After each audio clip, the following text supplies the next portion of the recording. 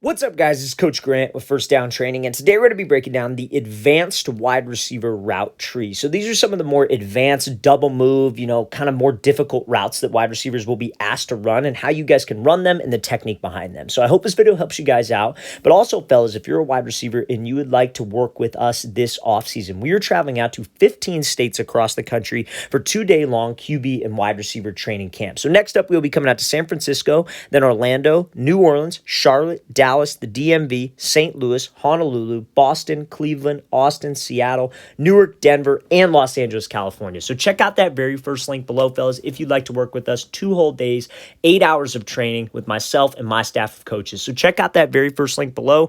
Let's get started. So now, first route we're going to be talking about here is a slant out, or some people call it a blaze out. So let's play this clip full speed from Tyreek Hill, then we'll break down the technique. So it's just like a whip route, except you're turning the opposite way. So a lot of people will say, oh, well, isn't this a whip route? Isn't this a pivot route? A whip route or a pivot route, instead of him turning out of the break, which gives him just a little bit more speed, and blazing the out is when you take 3 steps at the outbreak. We'll talk about the technique of that in a second. But a whip, he would keep his hips and shoulders parallel to that line of scrimmage. So this is not a whip route. This is called a slant out. You see the Bills run this a lot. You see the Chiefs run this a lot. The Raiders. A lot of people work this route a lot. So when he breaks in his thing, it's the same type of regular like slant double move. It's just like a whip. It's just like a sluggo. You're breaking off of your 3rd step. So you break off of your 3rd step to the slants. You see Hill goes here, 1, 2, 3. Now, when he breaks off the 3rd step on the slant, it is 3 steps selling the slant. So on this slant out, it is very important that when you break on that slant,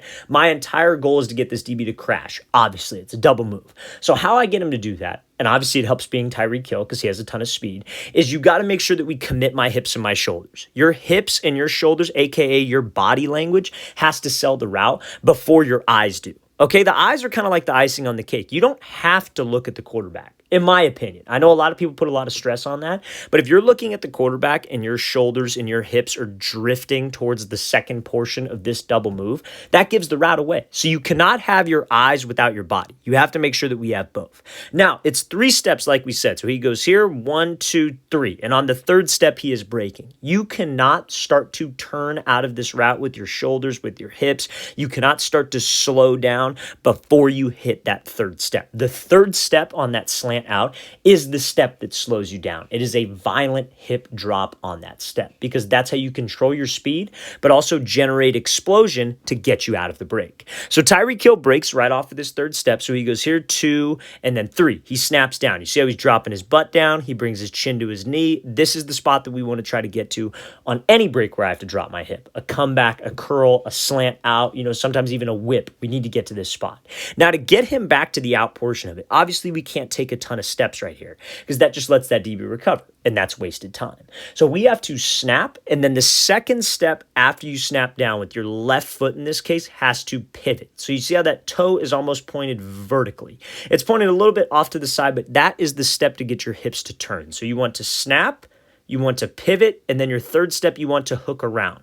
Because now, since you got low, you put yourself in an explosive position, you pivoted, that got your hips around. That 3rd step is what can explode and what can drive you out of this break. That took all that energy that you had by running full speed, created more energy to shoot you back out of the route and widen the distance from the DB. That is as good as it gets, fellas, with that slant out. But we have to make sure this one's steps do kind of matter. I talk about it a lot on comebacks, on curls. At the break point, steps don't matter. It's more about time.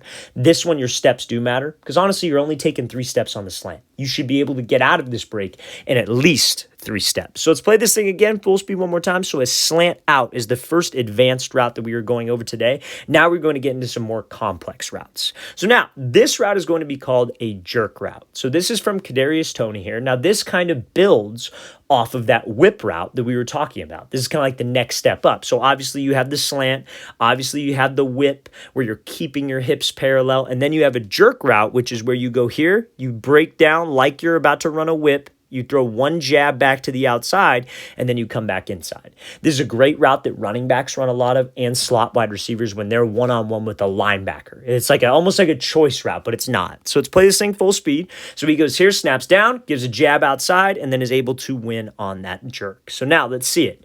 When he goes here, Obviously, it's very important that we are selling a whip route. We want to make this route look like a whip that we've maybe ran before in the game. Maybe they've seen it before on film. This is a big part of our offense. Out of the slot, we love to see this type of stuff. So you have to have the same type of hip drop as you would on a whip. Now, it kind of depends on how your offense runs the whip route. Because a lot of times offenses will just kind of roll into it and whip back out. You saw in this very same game, Juju Smith run a whip route like this, where he just rolled into it and then whipped back out. I believe he was on like 3rd and short, and they got the first down. So same idea, right? You want to run it the exact same way. And again, a lot of this is scheme too. A lot of this, your coach is going to tell you how to run this type of route. But when he breaks down here, it's the same type of hip drop. It's very important as a receiver, not just schematically, you have to make it look the same the way you run the route. So if you're real violent with the break point, we have to make this real violent at the break point to be a salesman with the route. So he goes up into this thing, violent hip drop. You see how he puts the brakes on, he slows himself down, he turns his entire body, because on a whip route, you want to get your hips and your shoulders parallel to the line of scrimmage. He turns his hips and shoulders parallel. He gives one jab to the outside, and that's what gets that DB to bite. And that's what almost, I don't know if they drew a holding call on this. I don't think they did. But at the end of the day, that's how you would run that jerk route. Snapping it down, giving one jab back to the outside, then let's go win to the inside on this thing. This is great for running backs, great for slot wide receivers. If this is something like, let's say, for example, you have like a choice route and you could break inside or outside, this might be a great move to bring to the table. You know, you run it doesn't even necessarily have to be called for you to run this type of route. This could be like a choice route. Let's play this thing again, full speed one more time. So great job by Kadarius Toney. We call that a jerk route, fellas. All right, so now, next example here, this is Jerry Jeudy, and this is a route that you don't see a ton in a lot of playbooks, but you do see it, and it is called a comeback and dig. So if you run a lot of red zone comebacks, this is something that you may add to your playbook, something you may have in your playbook, but it's a great way to get open because it doesn't take that long. And I know it sounds like it takes a long time because you're combining two routes, obviously, that are kind of longer developing. It does not take that much time. So let's watch Jerry Jeudy come off the ball. He works to the outside, snaps down, makes it look like a comeback, and then is able to run this back line dig. So this might be something that you could add to your tool belt. Like, this doesn't necessarily have to be a drawn up. And now again, like I say this like very, very carefully because I don't want you guys to do this when you are play side. But like, let's say maybe you have a backside dig in the red zone. Let's say it's trips left. The quarterback is trying to read a concept left, and maybe he comes back. Like, let's say, for example, the left side concept is like, you know, like maybe like a snag concept or something like that, whatever it is. And let's say it's covered, but you have a backside dig and you're like the last read on the play. Quarterback's looking left, coming back to you right. You obviously have a little bit more time to develop your route. So this is where you could use something like this. It's called a comeback and dig. So when we take the outside release here, this probably only works with an outside release. If you're taking an inside release, there's really kind of no way to sell it. You're better off going with a different type of move, maybe like a fake throw by, I would say, if you want to use something longer developing. But he takes this outside release, right, works to the outside. He runs it just like a comeback. He snaps down. You see, just like that clip we saw of Tyreek Hill. He's snapping, getting his hips low. What does he do at the second step? He pivots the second step, 3, 4. It's a 4-step movement. Because again, when you're running a comeback in a perfect world, you would snap with the left foot, pivot with the right, drive off the left. So you snap, pivot, hook, and then you take another jab step to the outside and then go run that dig. It's just a way to sell that comeback, way to get the DB to crash down, and we can win over the top when it is a longer developing play. If this is not a pre-designed thing and you want to use this type of move, you have to be backside and it has to be a longer developing route or play. Let's play this thing again, full speed one more time. So a comeback and go, fellas. You have to sell the comeback. We snap down, we pivot, hook, give a jab to the outside, then win on that dig. All right, so now these next two routes here we're going to discuss are going to build off of a post. So the first one is called a post and go. Now, post route is a great route to build any type. Honestly, like posts, post corners, I think both of those are great to add any type of double move. You just have to make sure that we do a couple key things. So when we're running this post and go here, this wide receiver breaks up off his third outside, takes 3 steps to the post, puts the brakes on, and then wins on this double move. So anytime, fellas, one thing I want to address, anytime that we have to run a route, like let's say it's a slant and go, let's say it's an out and up, let's say it's a post and go. You have to make sure when I get separation, I keep my head down. I don't allow the DB time to recover, right? Obviously, we have to sell the move, and we're going to talk about that in the second example of this.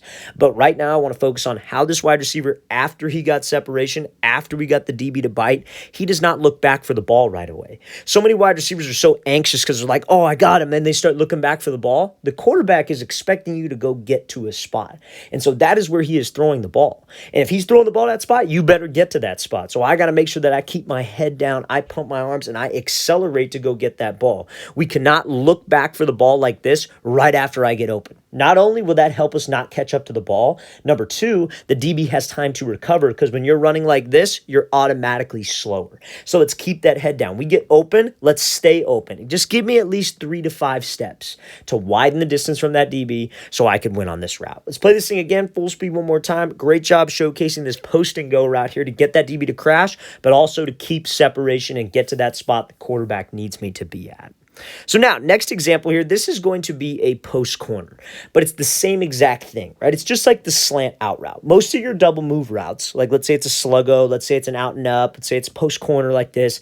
The first route, you got to obviously run it like how you would run it normally, but it's only 3 steps, usually. Sometimes it can be 5 steps, but it's usually only 3 steps. So for those 3 steps, you have to make sure you're doing 3 things: committing your body, running full speed, and running full stride. So when he breaks to this post corner, and it's harder to do downfield on that slant out that we talked about, it's kind of more difficult. It's a little bit easier to do that on like a slant out or a sluggo, because you're not running as far.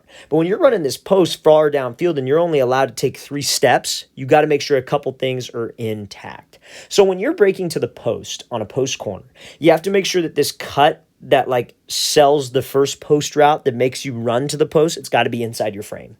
You cannot cut and reach way outside your frame with this foot landing like maybe 2 steps in front, because when you reach out, you don't have any explosion off of this foot. And when that foot is outside your frame and you don't have any explosion, you're not going to take a full 3 steps to sell the route. You're going to take choppy 3 steps. So that step has to be sudden. It's got to be inside of your frame so you can drive off of it. So your first step to the post is actually on the 45-degree angle that sells the movement. And that's what sets us up. Because again, when we're running the post, I have to be running full stride, running full speed, and my hips and shoulders have to be committed to this route. So when we do that with a good first step, it's a lot easier. So now when I take those 3 steps, it's hard to make that cut back to the corner as well when you have a lot of speed and when you're 15 yards downfield. So that cut has to be very sudden. You have to shoot that foot into the grass. You have to be extremely explosive with that cut, because that is what will help you slow down. And then we use my arms. You almost want to pretend with your right arm in this situation. Other side would be your left arm. You got somebody you don't like behind you, and you're trying to elbow them. You're trying to rip that elbow across, because we need to get my hips back down the 45 again. So those arms ripping you out will help you with that. So make sure your first cut on the post corner, not outside your frame, it's inside your frame. You're pushing off of it. Your second cut off of the third step back to the corner is sudden, it's explosive, and you're ripping those arms to get your hips and shoulders out of there. Let's play this thing again, full speed one more time. Great job selling this post corner and showcasing how you can build off of that post route to get space on a double move. All right, fellas, really want to thank you for watching. Really appreciate it. If you guys have any questions at all, don't hesitate to leave those in the comment section below. Always appreciate the feedback. It's always great to hear from you guys. And again, fellas, if you'd like to come train with us in 15 states this offseason we are traveling out to, check out that very first link in the description below. We'd love to have you out to one of our camps. I'll see you guys next time.